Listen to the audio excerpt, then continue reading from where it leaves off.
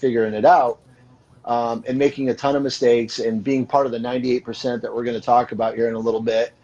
I built a Mm-hmm. business that was at the $500,000 a year residual income mark in the company that we were in, and anyone that said no to me in the beginning wasn't laughing anymore. Yep. They were like, "How do I do it? What do we do?" And that was my entrance into this industry. And I had an amazing run. I met Rick. Rick was cross-line to me. I really identified with his messaging because it was different than everyone else was talking Sure. about. And if anybody that's seen Rick and Christine do an interview knows that we as Overcome Nation and our mastermind business school, we talk differently than the Right. 98%. And even though I admittedly so was part of the 98% group of, saying really stupid stuff. And hey, by the way, it still made me a ton of money and my team, but I was doing it wrong. Mm-hmm. I didn't know what I didn't know. Right. So what we've been able to learn here in Overcome Nation is the just having the business acumen, talking about cash flowing assets and talking about all of the things that are normal conversations to have. And the Overcome Nation Business School is actually for the 98%, and I was one of them. So now Yep. we have a lingo, and we have a way that we build this online. We now turn followers into leaders. Yep. And that's very important to say, right? Because I had a massive team of 38,000 people, but I That's didn't have a whole bunch of, unbelievable. yeah, it was crazy. And it went really, really quickly, right? In a couple of years.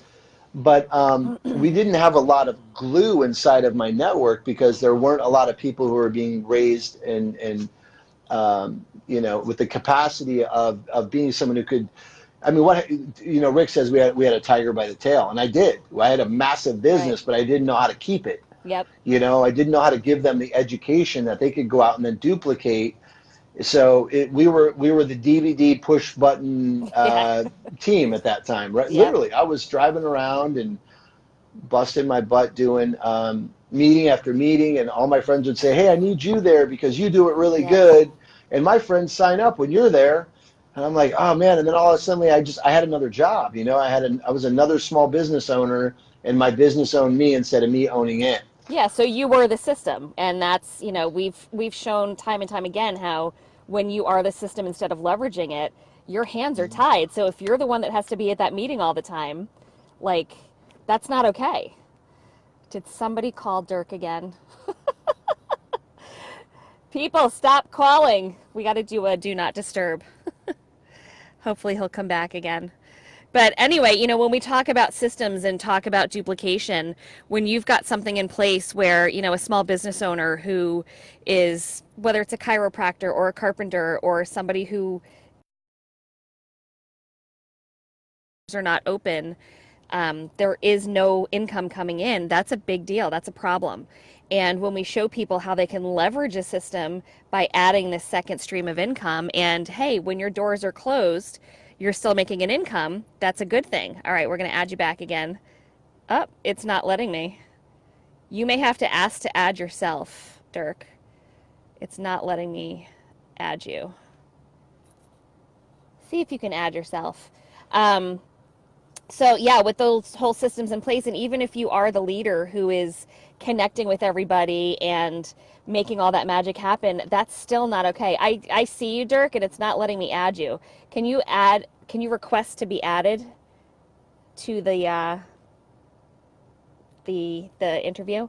I don't know if that button is up or not. We may have to start over again. And Mercury's not even in retrograde. Yeah, it's definitely not letting me add you.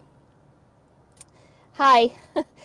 Dirk, press the button that says add, request to be added, or join the interview. It's literally not letting me add you. Um, yeah, he's not, I don't know if he's able to see that or not. But yeah, even learning how to be a leader and learning how to kind of delegate um, with all that. I don't know if I can, yep. Oh, there we go. Finally back. Being a leader, nobody really understands how they get to be a leader sometimes. It literally just happens and you end up in this place and you're like, oh, I want to do everything for everybody. And that ends up not being okay. You're way too Oh my popular. gosh! Listen, if you're watching this right now, stop calling me. Do Stop not it. disturb does not work. Good God. Leave me alone for 10. No, I'm just kidding. Listen, it's a blessing. And this is our beautiful mess right now. My team is absolutely exploding right now. Like I can't do enough of these right now. Our Well, entire team is just so. Go ahead. Sorry, you get me back on track. well, I would. So, well, let's kind of get to you being. Hi, Ryan. Let's kind of get back to you being in this position of blowing up because, when all the stuff with your prior company kind of went down. I don't. Did you get out before everything kind of went down, or were you part of Are you the talking end of about it? Monavi? Yeah. Monavi? Hmm. So yeah, so I yeah. So what do you want me to cover on that? So Why to I left or no what to get happened to or? to get to your point of like MLM PTSD, where Oh, got you. when Rick Yes, yes. decided to do Thank this, you. you were like, "No, sir, I am not coming back in." So, like, kind of Yes. tell us that story. I love that story. So we had built that big network that it eventually fell apart. It got down to where it wasn't interesting anymore. Let's say Right. that.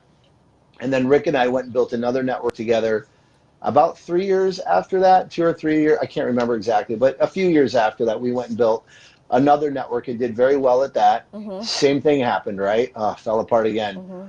But we realized that we weren't able to build network on top of network on top of network on top of network, which Mm-hmm. is your check, right? Right. So industry average is 2 to 10%, and that's where we were, right? So Rick launched his company 2 years ago, and I was supposed to be one of the, I don't know, leaders. I don't Mm-hmm. know why I give myself that. A leader is just somebody who just goes and does something, in my opinion, right? It's not you don't it's It's not somebody a who's actually title.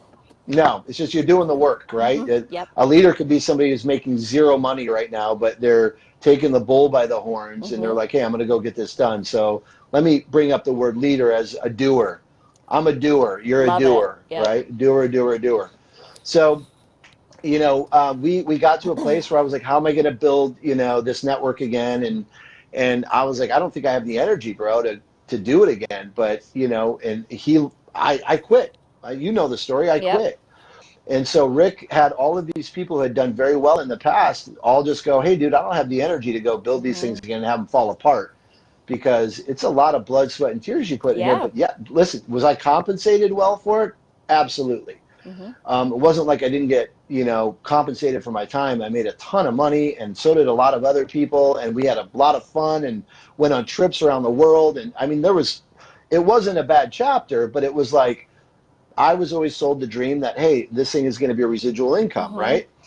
So when I was looking at coming back into this again, Rick went off for 2 years and put together Overcome Nation by Yep. accident, as you know, Mm-hmm. which is what we do now, and it's how we build, and it's the reason why our retention is 70%, you guys. Yep. And it's the reason why we're able to stack network on top of network on top of network on top of solid network, Yep. because we're giving people more than they're paying for with just buying the product. And by the way, who doesn't want to be their own best customer of whatever they're doing anyway, Yep. right? I love the products. My kids are on the CBD. We have boom products in billion-dollar categories.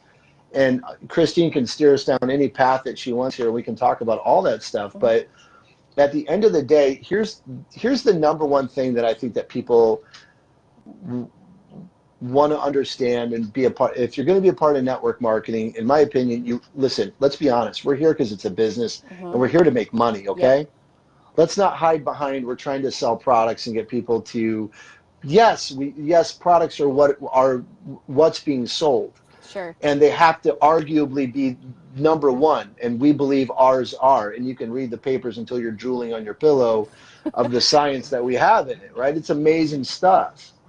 But we're here because, and then it's more than that, right? So Mm-hmm. how do you not feel stupid, or feel like you're saying stupid stuff on your Facebook page where your friends are going to be like, dude, what are you doing? Right.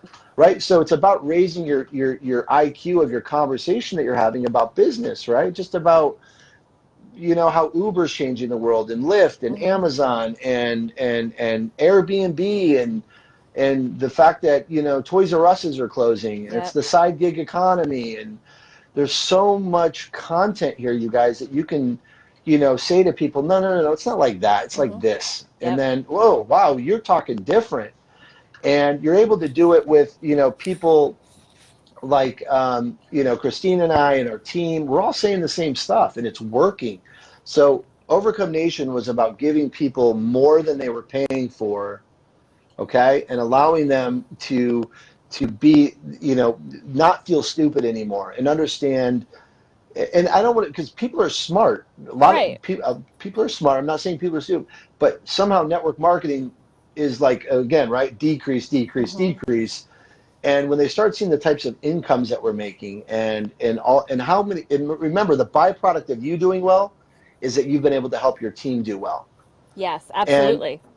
right. And that's, Rick's philosophy of building people who will then build a business has been the game changer for me here, in Mm, addition to the business school, because, when you run on hype and emotionalism and try to shove product down people's throats, like, no wonder people run away, and no wonder people think that, why network marketing has a bad reputation, because when you look at the side gig economy. 80, I think the statistic is like 85 to 90% of people who are involved in network marketing do it in addition to a full-time job. You don't have to walk away from a job if you don't want to. If you love what you do, but you need to make money, perfect avenue to do it. If you're an entrepreneur or a strategist and you see, I've got my hands in real estate and I've got my hands in this and I've got my hands in this, this is, if you feel like your plate is too full, get a bigger plate. mm, It's the most natural and simple way to create wealth. It's not easy. mm. And if it was easy, everybody would be doing it. But, when I got into this, I didn't even know network marketing was a thing. Being a teacher, somebody presented it to me as a way to kind of, traveling during school breaks was very expensive. And I always had to go away every break because I have a little bit of a travel habit. And I was like, yeah, I'll make some extra money to go travel. Why not? And then somebody made a comment to me about leaving teaching. And where I live in Connecticut, we get paid very well for teaching. I had a six-figure salary. Mm. But when somebody made a comment to me about leaving teaching, and I was like, why would I ever leave this? I have a guaranteed job. I have benefits. I have a pension. And he's like, come to me after you have your first five-figure month. I'm thinking, who makes five figures a month in network marketing? All of a sudden, it was a reality. I was born to be a teacher, but I was not born to be in a classroom. And, Mm. when you can see Ooh. outside the box and know what your talents and your strengths are and know that you don't have to be confined, all of a Mm. sudden the world is, it's a huge expanse. And I love that you've kind of complemented the acting, which I think you told us in Chicago, your friends were like, dude, you're never going to make it. Oh, yeah? Watch me. And I think Yep. So, there's a lot of us like that. I love it.